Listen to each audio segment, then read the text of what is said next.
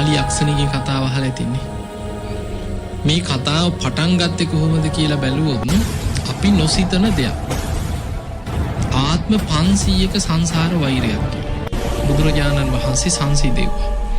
එතකොට බුදුරජාණන් වහන්සේගෙන් බණහලා එදා දරුවෝ කන්නාපු ඒ යක්ෂණී බණහලා ඒ තරහ වෛරය අතහැරලා තෙරුවන් සරණ ගිහිලා සංසාර වෛරය එතනදී අතහැරියා. හැබැයි ඒ වෙනකොටත් ආත්ම 500ක් සසර දිගින් දිගට පලි අරගෙන ආපු ගමනක් මේ කතාවේ තියෙන්නේ. දවසක් අම්මා තාත්තා දෙන්නටම පුංචි දුවෙක් හිටියා. එකම දුව. අවුරුදු 2-3ක් වෙනකොට දරුවා වඩාගෙන එක්කන් ගියා නෑදෑ ගෙදරක යන්න පිටත් වෙලා යනවා. මෙහෙම යනකොට පාරායිනේ කඩපිලක දැක්ක කැස්බෑ බිත්තර වගේක් තියෙනවා විකුණන්.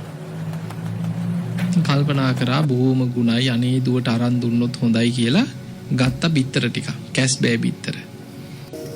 අරගෙන ගිහිල්ලා දැන් මේ දරුවට එක එක තියාගෙන හදලා දුන්නා. දැන් අර පුංචි දුව බිත්තර කන්න දැන් මේ කැස්බෑ බිත්තර කනකොට ඒ රහට හිත වැටුණා. දැන් හැම වෙලාවෙම අර බිත්තර ටික දවස් කීපයක් යනකොට ඉවරයි. දැන් කෑම පිඟාන දුන්නාට පස්සේ කන්නේ නෑ. මට අර බිත්තර ඕනේ කියනවා. කොහොම ළමයි නැද්ද? ඉන්නවන්නේ ආසයි හිතුනහම ඒකම ඉල්ලනවා නැත්නම් කන්න බෑ කියලා. දැන් අම්මයි තාත්තයි කල්පනා කරා නේ අපි කරගත්ත දෙයක් මේ දරුවට දැන් කෑම ටිකක් කවා ගන්න බෑ බිත්තරම ඉල්ලනවා. දැන් ඉතින් මොකද කරන්නේ? කැස්බෑවෙක් ගේන්නද නේ? ඊට පස්සේ කල්පනා කරා බිත්තර දාන කිකිලියක් හොයාගෙන එමු ගෙදරට. ගෙදර ඔය හදාගමු බිත්තර දාන්න නැත්නම් එතකොට ඒව හදලා දෙමු කියලා බිත්තර දාන කිකිලියක් ගෙනාවා. ඉතින් ගෙනල්ලා ඔන්න ගෙදර හදාගත්ත අර කිකිලි දාන බිත්තරේ දැන් මේ ළමයාට හදලා දෙනවා කන්න.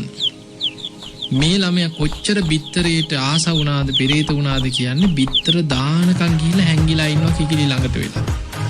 බිත්තරේ වැටෙනකොටම අත දාලා ගන්නවා දුවගෙන එනවා අම්මේ මට මේක හදලා දෙන්න කියලා. දැන් කිකිලි බිත්තර දාන්නේ කාට හරි බඩ පුරවන්නද?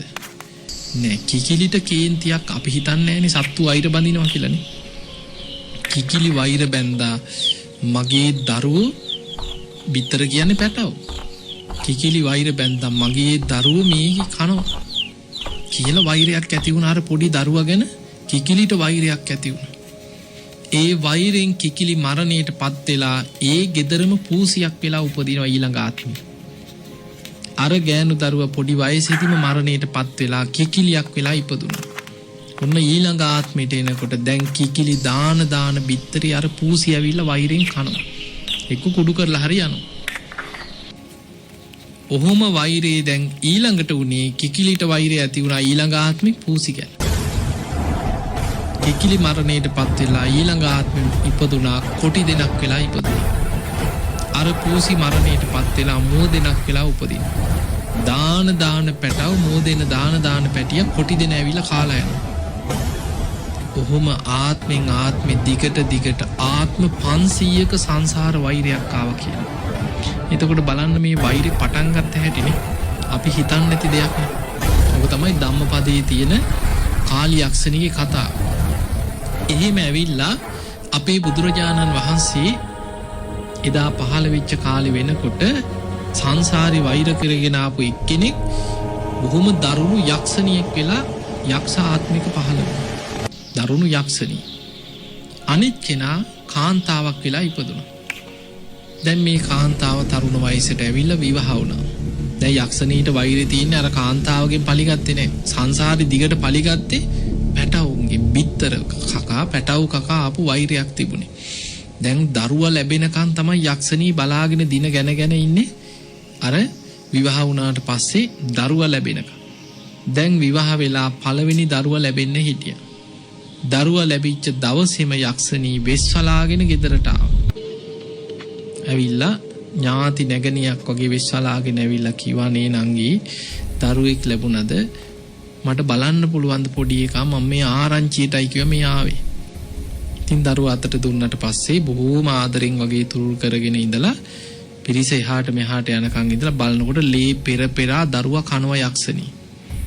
අර අම්මා එහෙමම අනේ මගේ දරුවා කියලා සිහි නැතුව ඇදගෙන වැටුණා. යක්ෂණී ළමයා කාලා පැනලා ගියා. ඔය විදිහට පළවෙනි වතාවේ ලැබිච්ච දරුවා යක්ෂණිය ඇවිල්ලා කාලා ගියා. ටික කාලයකට පස්සේ දෙවනි දරුවත් ලැබුණා. ඒ දරුවත් යක්ෂණිය ඇවිල්ලා ඔය විදිහටම කාලා ගියා.